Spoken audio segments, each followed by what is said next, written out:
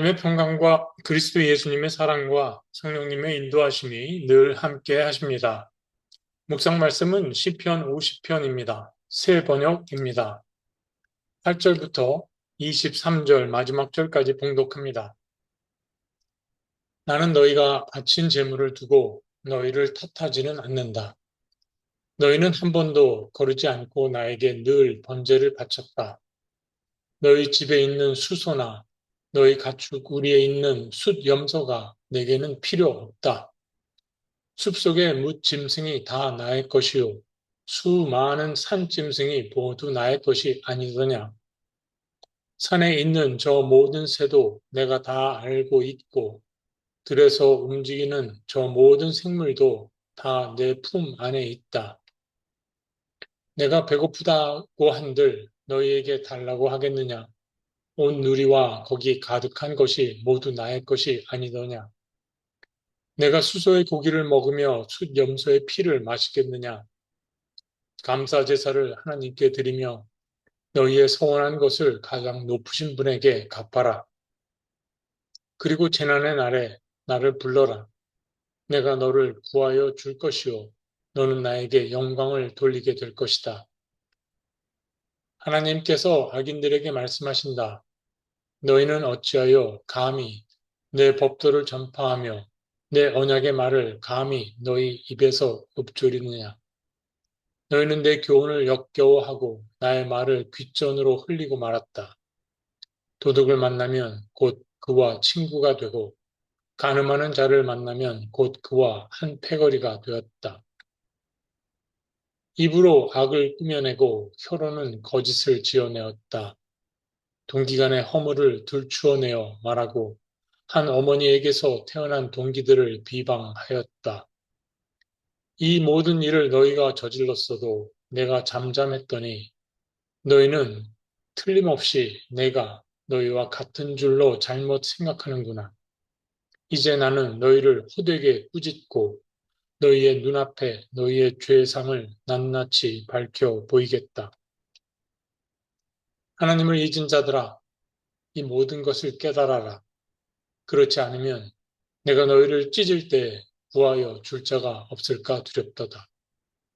감사하는 마음으로 제물을 바치는 사람이 나에게 영광을 돌리는 사람이니 올바른 길을 걷는 사람에게 내가 나의 구원을 보여주겠다. 하나님의 말씀입니다. 하나님 감사합니다.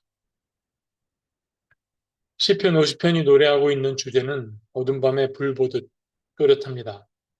하나님께서 받으시는 것은 제사, 제물이 아니라 감사하는 마음입니다. 감사하는 마음이 없다면 그 어떤 제물, 제사도 다 소용없다는 거지요. 이 말에 나는 감사하다는 말을 빈말로 하고 있지는 않나 돌아다 봅니다. 나는 정말 감사하는 걸까? 왜 감사하지 못하는 걸까? 이런 생각에 떠오르는 예수님의 말씀이 있습니다. 지난 주일 영어 예배에서 설교한 누가복음 16장에 나오는 불의한 집사의 비유입니다. 내용을 읽어보시면 아시겠지만 쉽게 납득이 가지 않는 부분이 있습니다. 내용은 이렇습니다. 어느 마을에 재산이 정말 많은 부자가 있었지요. 부자에게는 집사가 있었는데 이 집사가 주인의 재산을 낭비한다는 이야기가 부자의 귀에 들어가게 됩니다. 주인은 집사를 불러 당장 일을 그만두라 하지요. 일자리를 잃게 된 집사는 앞으로 살 길이 막막해졌습니다. 막노동을 해 먹고 살자니 힘이 없고 빌어먹고 살자니 창피하고 고민 끝에 집사는 묘안을 짜냅니다. 어차피 자기 재산도 아니고 일자리를 잃어버리게 된 거, 장부에서 부자 주인에게 빚진 사람들을 찾아내 그들의 빚을 줄여주고 선심을 베풀면 그들이 나중에 자기한테 호의를 베풀지 않을까 하는 심산이었죠. 그리고 아직 마을의 채무자들은 집사가 해고되었다는 사실을 모르고 있었습니다. 집사는 계획을 실행에 옮깁니다. 채무자들을 찾아다니며 빚을 줄여주고 장부를 다시 씁니다.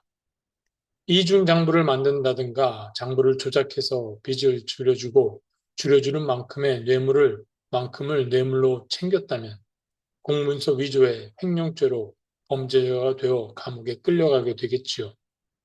그러나 집사는 빚을 줄여주고 그 줄여진 액수를 장부에 기록했고 뇌물도 받지 않았으니 주인에게 손해만 입힌 게 되겠지요. 그 대가는 당시 법을 찾아봐야 알겠지만 일자리를 잃어버리거나 손해배상을 하면 될 일입니다. 또 집사는 주인이 관리하라고 맡겨진 재산을 마치 자기 것인 양 여겼다는 것과 나중에 호의를 받을까 하는 마음에서 일을 저질렀으니 주인에게는 정직하지 못했던 겁니다. 일을 다 마친 집사가 주인에게 가서 장부를 바치고 돌아서려는데 이상한 일이 벌어집니다. 아니, 이게 웬일입니까? 주인이 손해를 따지기는커녕 정직하지 못한 집사를 슬기롭다, 잘했다 칭찬을 하는 겁니다. 이 이야기를 하시고 예수님은 말씀하십니다. 불의한 재물로 친구를 사귀어라. 그래서 그 재물이 없어질 때 그들이 너희를 영원한 처소로 받아들이게 하여라. 이 비유가 이해가 되시는지요? 저는 이 비유가 그리스도인에게 있어서야 할 소유에 관한 마음가짐에 대해 말씀하신 걸로 이해했습니다. 나는 집사다. 내게 있는 모든 것은 내 것이 아니라 다 하나님 것이요. 하나님께로부터 온 것이다. 라는 마음가짐 말입니다. 시편 50편의 말씀처럼 모든 게 창조주 하나님의 것이고 우리는 모든 걸 하나님께로부터 받아 누리며 삽니다. 그런데 우리는 착각하지요. 맡아 관리하는 집사 주제에 이게 다 제 것이라고 여기며 주인 행세를 합니다. 자기가 정직하지 못한 집사라고 생각하는 사람은 아무도 없습니다. 그러나 진짜 주인인 하나님의 입장에서 보면 우리는 다 도둑놈들입니다. 그러니 내 것으로 여기는 모든 것은 원소유자의 입장에서 보면 모두 불의한 재산입니다. 이 불의한 재산을 갖고 주변 사람들에게 선을 끼친다, 유익을 끼친다, 착한 일을 한다, 그러면 어떻게 될까요? 이것을 주인이신 하나님은 슬기롭다고 슬기롭다고 용납하신다는 겁니다. 또 그것을 하늘의 영원한 상급이 쌓이게 된다는 거지요. 이런 이야기를 하니까 중고등부 아이들이 당연히 이해하지 못하고 고개를 갸우뚱하더군요. 가진 게 많은 어른들은 이 비유를 받아들이기 힘들 겁니다. 왜냐하면 어른 할 것 없이 재산이며 몸뚱아리며 재능이며 시간이며 모두 다 제 것으로 여기며 살고 있기 때문입니다. 내 돈, 내 산, 내 돈 내고 내가 사서 내 마음대로 하는데 뭐가 문제냐는 거죠. 세상 풍조가 다 그렇다 하더라도 저는 아이들에게 지금 이 말씀의 씨를 마음밭에 뿌려줘야겠다고 다짐했습니다. 지금은 못 알아들어도 괜찮지요. 이 씨는 스스로 잘하는 시이니까요. 비유는 답을 가르쳐 주는 것이 아니라 따라다니며 생각나게 하고 고민하게 해서 자기 나름의 깨우침을 얻게 하는 것이 목적입니다. 뿌려진 말씀의 씨는 자기가 알아서 계속 자랍니다.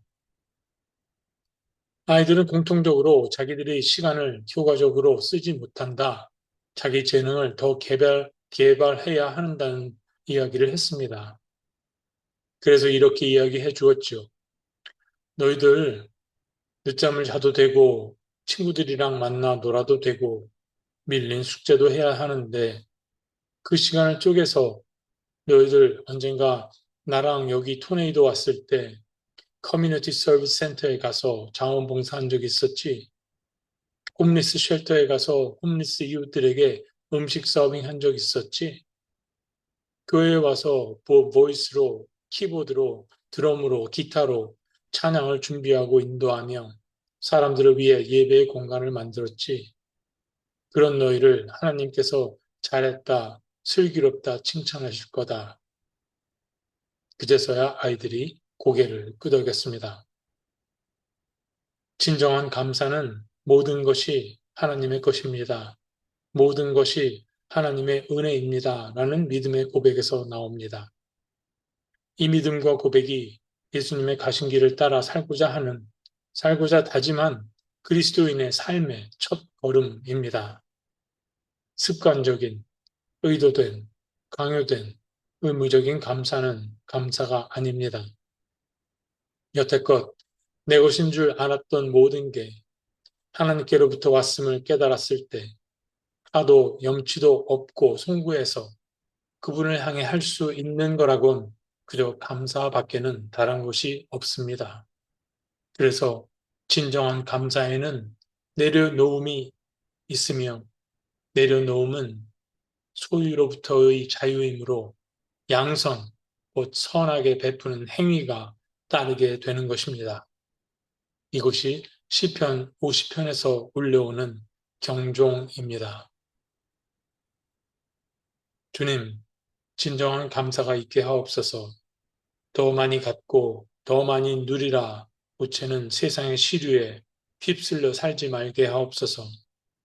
모든 것들이 주께로부터 왔음을, 모든 것이 주님의 은혜임을 마음 깊은 곳으로부터 고백하게 하옵소서. 어렵고 고통받는 이웃들을 위해 기증하는 것이 아니라 맡겨주신 주님의 것들을 내어놓게 하옵소서. 예수 그리스도의 이름으로 기도드립니다. 아멘.